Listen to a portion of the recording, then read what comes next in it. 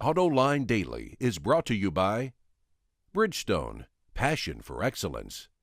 Dow Automotive Systems, innovations for clean powertrain solutions. And by Hyundai. Experience the 2011 Hyundai Sonata today at HyundaiSonata.com. This is Autoline Daily for April 28th, 2011, and now the news. Hyundai surged past Honda in global sales in the first quarter. Hyundai had been gaining on Honda for the last year, but the aftermath of the giant earthquake in Japan helped push it past Honda. Specifically, Honda sold 860,000 cars in the first 3 months of the year, while Hyundai sold 919,000. And the news gets worse for Honda as it posts the financial results for the most recent quarter. Revenue plummeted 66%. Net profits fell 27%. In fact, Hyundai made more money than Honda, despite the fact that Honda also sold a ton of motorcycles and power products. Specifically, Honda made $542 million for the quarter, while Hyundai earned $1.7 billion. Not that we here at Autoline Daily go around trying to get you to buy stock, but if you are looking for some place to invest your money, you might want to consider the stock of European car companies. According to the investment firm Vermilion Capital Management, LLC, European automakers will outperform American and Asian automakers in the stock market this year.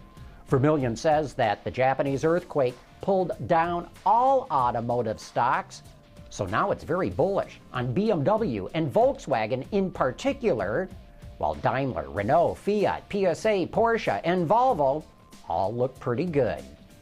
Chrysler will not be bringing a rebadged Lancia to North America. According to Car and Driver, the company planned on offering a rebadged Lancia Ypsilon in the U.S. market, but Olivier Francois, the head of the Chrysler brand, says the Ypsilon is too closely related to the Fiat 500, and he doesn't want two similar cars in the same market. There were also plans to bring a compact sedan to North America for the Chrysler brand, but those plans look unlikely now. The president of Dodge, Ralph Gilles, has already confirmed that they will get a compact car to replace the Caliber, so it looks like it was the Chrysler brand that got left out. Lux Chen, the automaker I just visited earlier this month in Taiwan, unveiled an EV concept in Shanghai called the Neora. The company says its design cues will be used in future models. The car is powered by a lithium-ion battery and a 180-kilowatt electric motor. The company says it can travel 400 kilometers when fully charged, which is nearly 250 miles, but that is at a steady 45 miles per hour. The Neora can go from 0 to 100 kilometers an hour in just 6.5 seconds, and I'll have a test drive of that car coming up soon.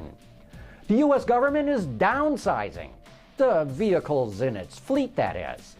The Detroit News reports that the General Services Administration, or GSA, is buying more subcompact cars as opposed to full-size vehicles. This will have a big impact on the efficiency of the fleet, which numbers some 600,000 vehicles.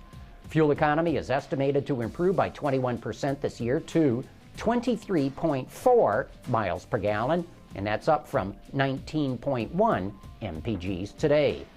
This is projected to save some 2.4 million gallons of fuel and 9 million taxpayer dollars annually. In related news, 6 U.S. senators, 3 Democrats and 3 Republicans, are working on a debt reduction plan that includes a gas tax increase. Hard to believe, I know. The plan calls for a 15-cent increase. Currently, the federal tax is 18.4 cents per gallon, and the last time it was raised was back in 1997, which means it's not linked to inflation. The Highway Trust Fund, which handles this money, is set to run a $7 billion deficit this year, so they really need the money. Compounding the problem, a fleet of more fuel-efficient vehicles means less fuel is being consumed, leading to lower tax revenues. A tax hike is necessary, but I think it's unlikely. Politicians don't like raising taxes, especially when gasoline is selling at $4 a gallon and the economy is on shaky ground. Here's a shocker. Turns out steering wheels are dirtier than public toilet seats. 9 times dirtier. According to Autoblog, researchers at Queen Mary University in London found there are, on average, 700 different kinds of bacteria per square inch of tiller. Toilet seats averaged only 80. If it's any consolation, the trunks on cars fared even worse, with 1,000 kinds of bacteria lurking in the shadows. Why are steering wheels so dirty? In short, we're filthy animals. Clean up your cars more often, people. Hey, coming up next, we're going to take a look at which compact cars have the best power-to-weight ratio. What if we always settled for the first thing that came along? Then we'd never have gotten here. Introducing the Sonata Hybrid from Hyundai. We're trying to push power-to-weight ratios in our product features and reviews. To bring you up to speed on how different cars stack up against one another, we figured we'd do some direct comparisons. And where better to start than at the bottom of the market with the B segment. Here's a lineup of popular subcompacts offered in the U.S. today. In alphabetical order by manufacturer, we have the Chevy Aveo 4-door, the Ford Fiesta sedan, the Honda Fit Sport, the Hyundai Accent hatchback, the Mini Cooper, the Nissan Versa SL, the Scion XD, and the Toyota Yaris liftback. All of these cars are powered by small 4-cylinder engines, and each of them is equipped with an automatic transmission. For consistency, we took the heaviest version of each car listed by the manufacturer. Not surprisingly, they all produce similar amounts of power and torque. Whoa, that's a lot of numbers. The XD is the horsepower champ, delivering 128 ponies, while the Yaris brings up the rear with 106. Of these 8 cars, the Mini has the best power-to-weight ratio, a whisker more than 20 pounds per horsepower, while the Chevy Aveo has the worst at about 24. Still, it's surprising how close they all rank to one another. No car has a big advantage over any of the others. Some of them are separated by just a couple of tenths in the pounds per horsepower category. Look how closely grouped the Yaris, Fit, and Versa are.